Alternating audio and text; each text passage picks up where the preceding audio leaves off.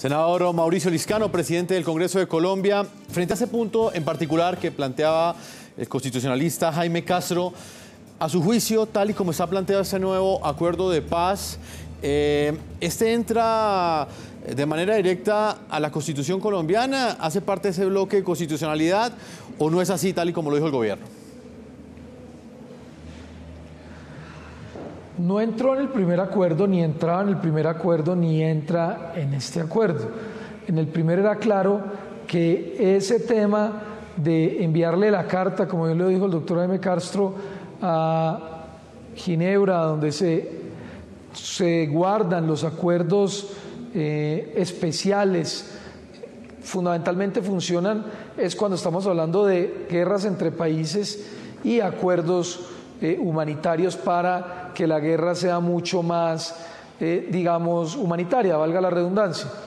Como aquí no se está suavizando la guerra, ni se están poniendo reglas para la guerra, sino que se está terminando, a mi juicio esto no entra dentro de los convenios 2 de Ginebra, ni hace parte de los acuerdos especiales. Se le permitió a las FARC mandarlo a Ginebra como una constancia, pero eso no tiene ningún efecto dentro de la Constitución colombiana, porque lo que sí permitía que entraran a la Constitución era primero el plebiscito, segundo los actos legislativos y tercero las leyes. Si fuera la teoría del doctor Jaime Castro cierta, pues obviamente entonces ¿para qué refrendábamos los acuerdos o para qué hacíamos actos legislativos o leyes si todo ya entraba a ser parte de la Constitución? Luego yo no comparto o no he compartido esa posición política, pero como eso generó tantas discusiones, que entre otras cosas el doctor Jaime Castro, bueno, es un excelente jurista, sabe mucho de estos temas y el doctor Charri también, pero la verdad es que yo creo que en Colombia ese tema del bloque constitucional todavía no se ha terminado de digerir y mucho menos de explicar bien. Por eso en estos nuevos acuerdos sí queda claro taxativamente, y yo leí el artículo, que no entran al bloque de constitucionalidad. Doctor Jaime Lo que Castro, dicen los nuevos acuerdos es que, por supuesto, pues las leyes y las instituciones tienen que ver sobre ese tema. Doctor Jaime Castro, para finalizar, porque se me ha agotado el tiempo, no puedo dejar de hacerle una pregunta y tiene que ver con la elegibilidad política. ¿Queda claro en este nuevo acuerdo de paz que la elegibilidad política se mantiene y no se restringe?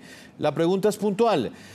¿Podrán responsables de delitos de lesa humanidad, como los integrantes del secretariado de las FARC, terminar pagando esa pena restrictiva de la libertad en el Congreso de la República? Bueno, recordemos algo.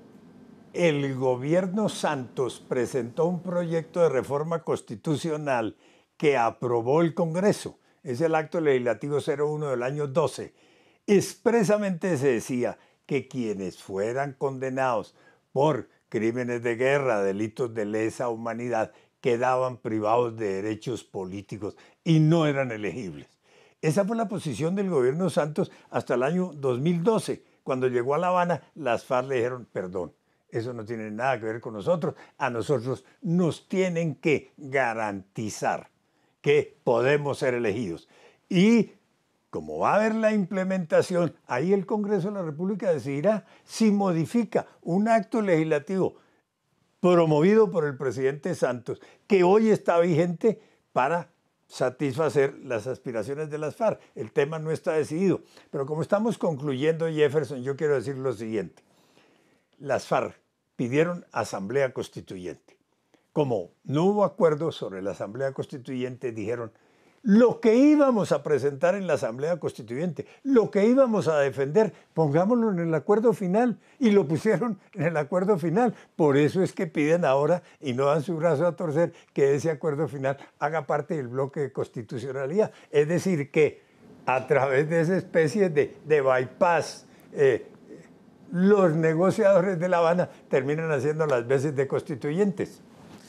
Pues ese punto lo analizaremos en otro programa porque es bastante interesante lo que finalmente terminó recogiendo este nuevo acuerdo de paz que ha presentado el Gobierno Nacional y que será objeto de análisis aquí en el programa de la noche. Doctor Jaime Castro, jurista colombiano, ex constituyente, muchas gracias por haber estado con nosotros.